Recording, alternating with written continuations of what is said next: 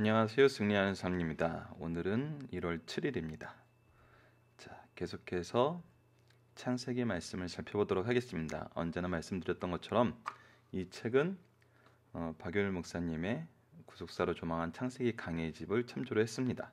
깊이 있는 말씀을 연구하실 분들은 이 강해의 집을 구매하셔서 연구해 주시기 바랍니다.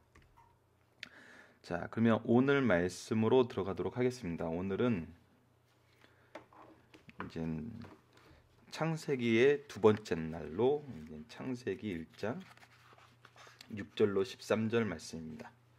자, 6장 6절로 13절 말씀을 잠깐 읽어보도록 하겠습니다. 하나님이 이르시되 물 가운데 궁창이 있어 물과 물로 나누라 하시고 하나님이 궁창을 만드사 궁창 아래 물과 궁창 위에 물로 나누게 하시니 그대로 되니라. 하나님이 궁창을 하늘이라 부르시니 저녁이 되고 아침이 되니 이는 둘째 날이니라. 하나님이 이르시되 천하의 물이 한 곳에 모이고 물이 드러나라 하시니 그대로 되니라. 하나님이 물을 땅이라 부르시고 모인 물을 바다라 부르시니 하나님 보시기에 좋았더라.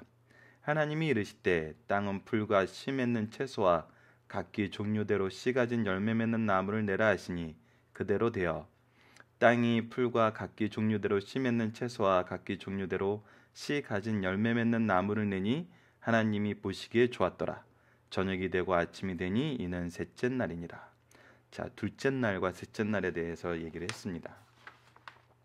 오늘 말씀에서는 궁창이 가지는 의미가 무엇일까요? 라는 제목으로 먼저 묵상을 하고, 두 번째는 땅이 가진 의미가 무엇일까요? 를 가지고 이제 묵상을 해보도록 하겠습니다. 먼저 궁창이 의미하는 것에 대해서 얘기를 하면서 욥기와 에스겔, 마태복음, 야고보서, 역대하 이렇게 놔두는데 한번 한 가지씩 좀 묵상을 해볼까요?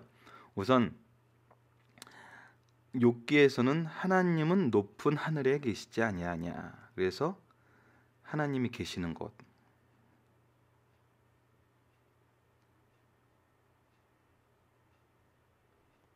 하나님이 계시는 곳을 하늘로 표현한 걸 볼 수 있죠. 그리고 에스겔에서도 그 머리 있는 궁창 위에 보좌의 형상이 있는데 그 모양이 남보석 같고 그 보좌의 형상 위에 한 형상이 있어 사람의 모양 같더라. 그래서 궁창의 보좌, 또 하나님이 계시는 곳으로 표현을 하죠. 마태복음에서는 우리 주기도문을 가르쳐 주면서 이렇게 얘기하죠. 하늘에 계신 우리 아버지여 하면서 궁창이 하나님이 계시는 곳이라고 표현을 해주고 있습니다. 역대하에서도 이스라엘의 모든 회중 앞에서 무릎을 꿇고 하늘을 향하여 손을 펴고 이르되 이스라엘 하나님 여호와여 천지의 주와 같은 신이 없나이다. 주께서는 온 마음으로 주의 앞에서 행하는 주의 종들에게 언약을 지키시고 은혜를 베푸시나이다. 그 야고보서에서도 온갖 좋은 은사와 온전한 선물이 다 위로부터 빛들의 아버지께로부터 내려오나니 그는 변함도 없으시고 회전하는 그림자도 없으시니라. 자, 여기서 보면은 우리가 이제 창조의 목적과 창조의 능력에 대해서 꾸준히 정리하고 있는데, 첫째 날 빛에 대해서는 하나님이 자신을 계시하고 자신을 나타내시는 거라 그랬어요. 그 두 번째 궁창이 의미하는 것도 여러 가지 의미가 있습니다. 물론 우리를 보호하기 위한 보호의 능력을 나타내신 것도 있지만, 이 하늘을 나타냈다는데 하늘을 하나님이 계시는 곳으로 상징해서 하나님을 향하여 하나님과 대화하고 싶을 때 하늘에 계신 우리 아버지여 라고 기도하면서, 또 하늘을 향하여 손을 펴고 이르되 이스라엘의 하나님 하면서 하나님과 대화할 수 있는 창구, 하늘이라는 것은 바로 하나님이 계시는 곳의 상징, 하나님과 대화할 수 있는 창구로 하나님께서 만들어 주셨다는 것이죠. 그래서 언제 어디서나 우리가 하늘에 계신 우리 아버지 하고 기도하면 하나님께서 들으신다는 거예요. 즉 이 얘기는 뭐냐면 하나님께서 자신을 드러내시고 그냥 자신과 우리들을 위해서 여러 가지를 만들고 계시지만 그 만드신 순서에 의해서도 보면은 우리와 대화할 수 있는 방법을 먼저 가르쳐 주신다는 거죠. 그래서 우리가 항상 이 하늘을 바라보면서 하나님을 바라보게 되고 하나님을 찾게 되고, 또 우리가 이 하늘이 있음으로 해서 언제나 하나님이 우리와 함께 계심을 느낄 수 있는 것이죠. 그래서 하나님의 이것을 통해서 우리가 또 묵상할 수 있는 건 뒷부분에서 정리하겠지만 무소부지하신 하나님이 안 계신 곳이 없다는 거. 그래서 우리가 언제 어디서나 기도할 수 있다는 거. 우리가 언제 어디서나 아버지를 찾을 수 있다는 거. 이것을 이제 이 둘째 날 궁창을 통해서 우리에게 보여주시고 있는 하나님의 말씀의 능력이라는 것입니다. 자, 그러면 두 번째 문제로 한번 가보도록 할까요? 두 번째 문제는 땅을 조성하시고 식물을 나게 하신 목적은 무엇일까요? 이 부분입니다. 이 부분은 이제 우리 뒷부분에 이제 본문의 중심 사상에서 나타나는 부분이긴 한데 잠깐 그 부분을 정리해서 앞으로 끄집어내면은 우선은 생명 있는 것의 특징을 얘기해주고 있다는 것이죠. 식물이 나게 하신다는 것을 통해서 생명 있는 것은 성장하고 열매를 맺는 것이 하나님이 주신 법칙임을 가르쳐준다는 거죠. 이를 통해서 우리 사람들에게 가르쳐주는 것은 근면, 사랑, 만족, 협력을 가르쳐주고 있어요. 즉 이제 땅에서 열매를 맺게 하심으로써 우리가 어떻게 살아야 되고 우리가 무엇을 향해 살아야 되고 무엇을 이루어야 되는지 하나님께서는 가르쳐주고 있다는 거죠. 동시에 창세기 1장 29절 말씀을 보면은 온 지면에 씨 맺는 모든 채소와 씨 가진 열매 맺는 모든 나무를 너희에게 주노니 너희의 먹을 것이 되리라. 자, 이제 땅을 조성하셨다는 데에 대해서 이제 창세기의 그 날짜별로 내용을 다시 한번 정리하면 빛을 통해서 하나님 뜻을 드러내시고 궁창을 통해서 하나님을 만날 수 있는 창고를 미리 예비해 주시고 그리고 땅을 조성하셔서 그 땅에서 우리가 삶을 영위할 수 있도록 우리가 영위해야 되는 그 공간을 마련해 주시고 그 다음에 식물을 나게 하셔서 우리가 먼저 먹을 것을 예비해 주셨다는 거죠. 그래서 하나님께서는 우리와 교제하기 위해서 필요한 것들, 어떻게 보면 중요한 것들을 먼저 이렇게 우리에게 보여주시고 있는 것 같아요.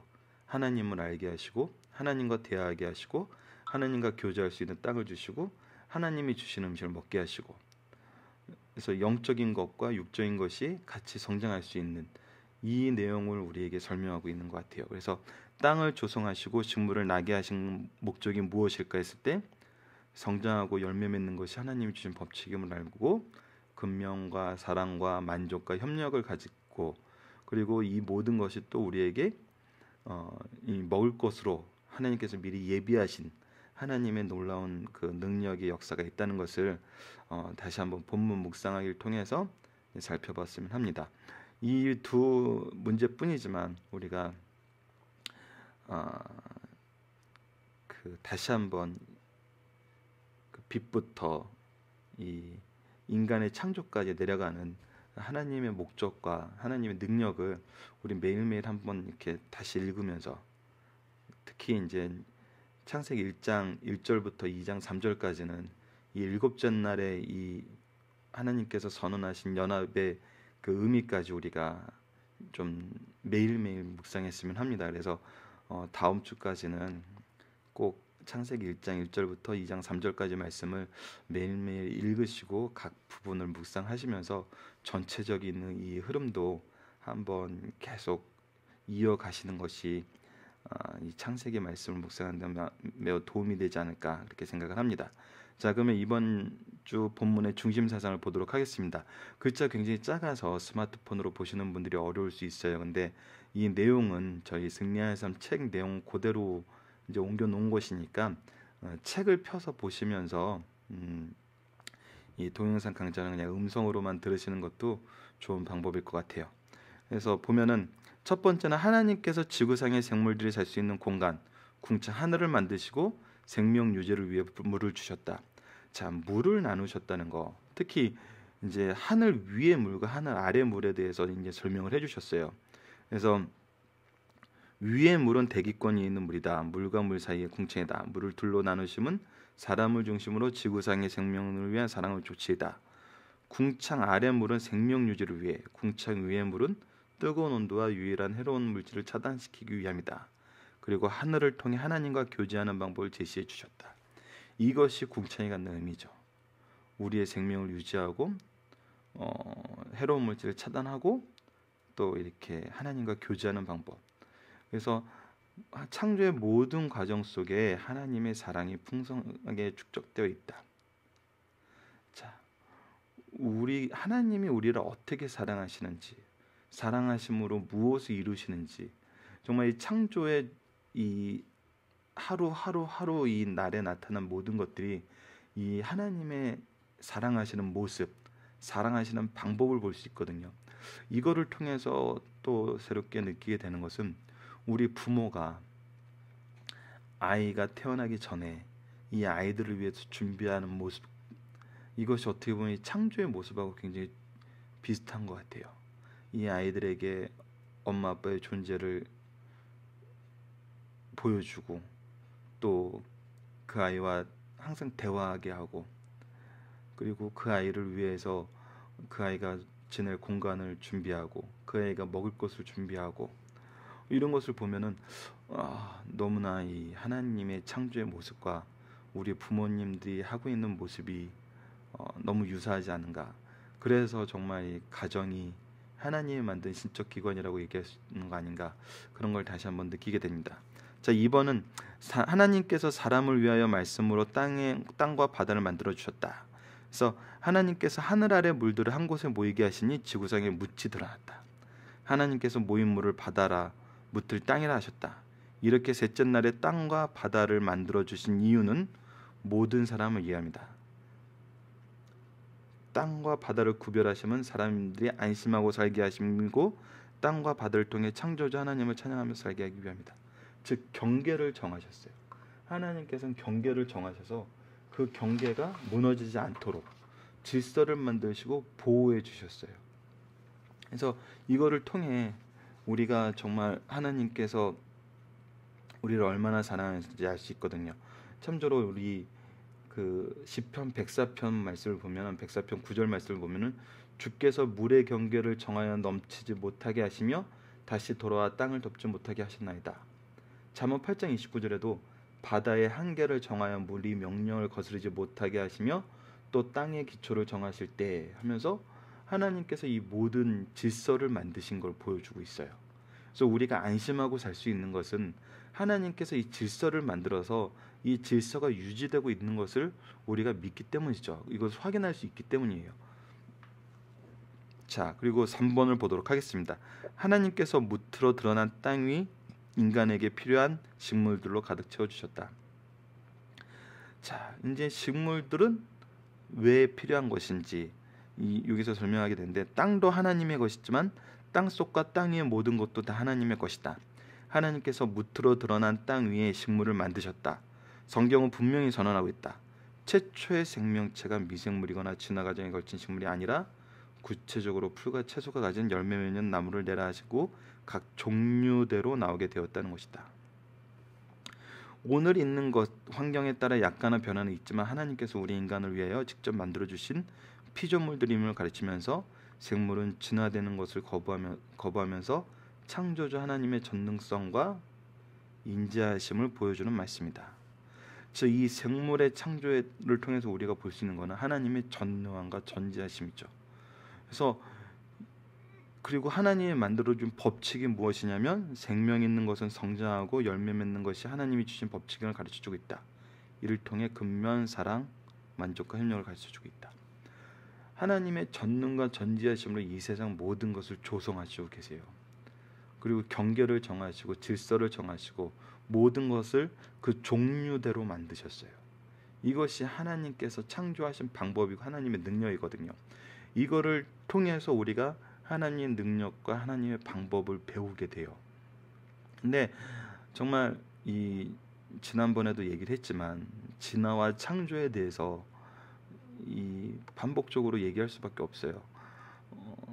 진화론자들이 요구하는 것은 하나님을 배제하고 얘기를 하자 그래요. 우리는 아버지에 대해서 얘기를 하는데 아버지가 없는 상태에서 아버지를 못 오게 하고 아버지에 대해서 얘기하지 못하게 하고 이 얘기를 하자는 것은 이거는 온전한 논의가 될 수 없는 거거든요. 오히려 우리가 할 수 있는 가장 좋은 방법은 뭐냐면, 계속 반복적으로 얘기지만 하나님의 방법, 하나님의 능력이 성경이 어떻게 선언되어 있고 어떻게 설명되어 있는가를 우리가 얘기를 하고, 그것이 지금 현대 세계에, 우리 삶 속에, 이 사회에, 또 앞으로 과거에 우리가 이미 경험하고 우리가 못 알고 있는 그 역사 속에, 그리고 나서 우리가 이 말씀으로 하나님이 이루어질 거라고 얘기하신 그것들이 이루어짐을 말씀을 선언함으로써, 즉 예언함으로써 우리가 증명할 수 있는 거거든요.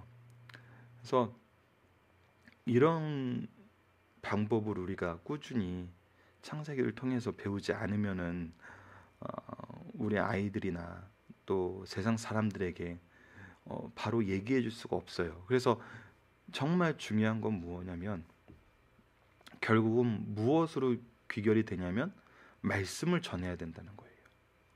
말씀을 전하지 않고 그들에게 하나님을 설명할 수가 없어요. 말씀이 먼저 들어가지 않는 상태에서 하나님을 이해시킬 수가 없어요. 그래서 더 중요한 게 뭐냐면, 우리가 말씀을 연구해야 되는 이유가 또 여기 있는 거예요. 우리가 말씀을 연구하지 않으면 이 모든 것은 공허해져요. 우리 또한 이론적으로 그냥 카더라라는 그런 말 외에는 얘기할 수가 없는 거예요. 우리의 말에 능력이 있는 것은 바로 이 말씀을 통해서만이거든요. 그래서 말씀을 우리 더 열심히 연구하고 더 열심히 가르치는 저희 승리의 산 가족 여러분 되었으면 합니다. 자, 그러면은 이제 어제 이어서 창조의 목적과 창조의 능력을 한번 살펴보도록 할게요. 자, 궁창이 의미하는 창조의 목적은 뭐죠? 자, 대화의 창구예요. 하늘에 계신 우리 아버지 얘기하는 것처럼 창조의 목적을 연결해서 보면은 하나님이 우리에게 나타나시고 그분과 대화할 수 있는 창구를 만들어요. 하늘을 향해서 우리가 대화할 수 있다는 거, 하나님이 하늘을 향하여 기도하게 하셨다는 것은 하나님의 무소부재, 어디에나 계신다는 거거든요. 그리고 우리의 음성을 들으신다는 거거든요. 그리고 우리를 보호해 주신다는 거죠. 궁창에 나타난 보호의 의미는 우리 조금 전 앞에서 살펴봤죠. 그 다음에 이제 땅과 식물을 통해서 보았는 것은 우리가 거주할 곳을 예비해 주셨다는 거예요. 그거를 통해서 하나님의 전지 전능을 볼 수 있어요. 경계를 정하시고 질서를 정하셔서 우리가 거주할 곳이 안전하게 만드셨어요. 그리고 나서 식물을 예비하셨다는 것은 먹을 것을 예비하심이에요. 그리고 이걸 통해서 하나님의 능력을 알게 하시는 것은 하나님은 자라게 하시고 열매 맺게 하세요. 즉 믿음과 성장이 있는 삶을 살게 하세요, 우리에게.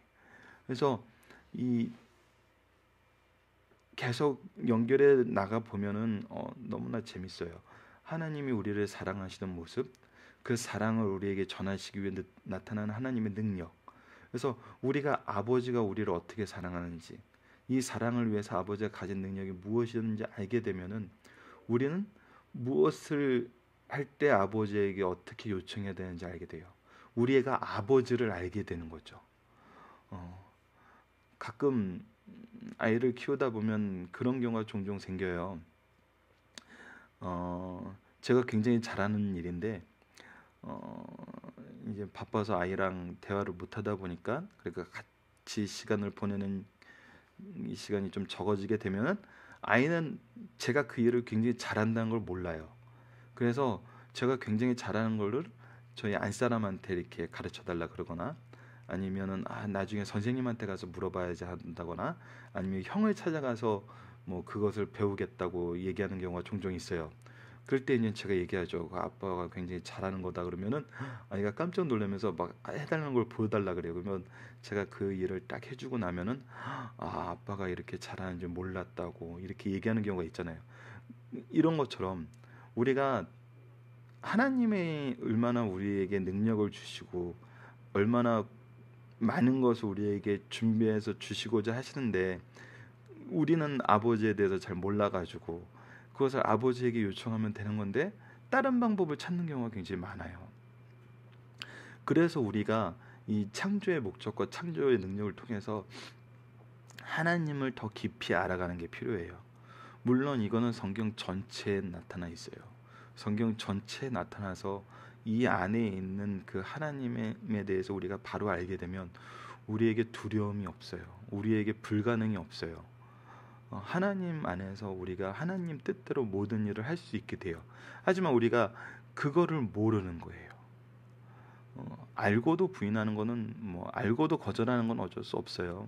그건 그 사람의 어, 죄된 속성으로 인해서 하나님을 부인하는 거니까 어쩔 수 없지만, 우리가 모르고 그렇게 못했던 것보다 또 더 안타깝고 또 더 아쉬운 건 없겠죠. 그래서 우리가 이 창조의 목적과 창조의 능력을 항상 살펴보면서, 우리 하나님은 전지전능하시고 무소, 무소부재하시고 알파 오메가 되시는 분, 때를 인도하시고 우리의 음성을 들으시고 우리를 보호하는 자가 되시고, 열매 맺게 하시고 성장하게 하시고 믿음을 주시고 자라게 하시는 이런 하나님이란 것을 우리가 알고, 우리가 무엇이 필요할 때, 무엇을 해야 될 때 하나님 앞에 어떻게 요청해야 되는지 우리가 이제 말씀을 통해서 배우게 되면은, 정말 우리 인생의 삶의 풍요로움과 이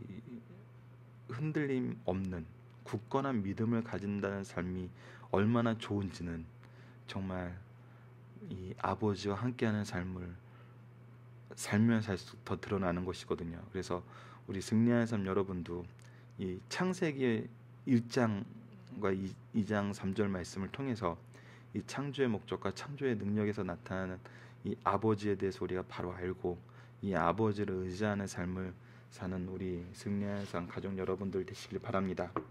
오늘도 승리하는 삶에 나타나는 말씀을 기초로 기도하기를 통해 기도하고 마치도록 하겠습니다. 같이 기도하시겠습니다. 창조자 하나님, 빛으로 하나님을 드러내 인류의 역사를 시작하시고 궁창을 통해 하나님과의 교제를 허락하시고 우리의 삶의 터전을 만들고 성장과 열매 맺는 삶을 허락하신 하나님, 감사합니다.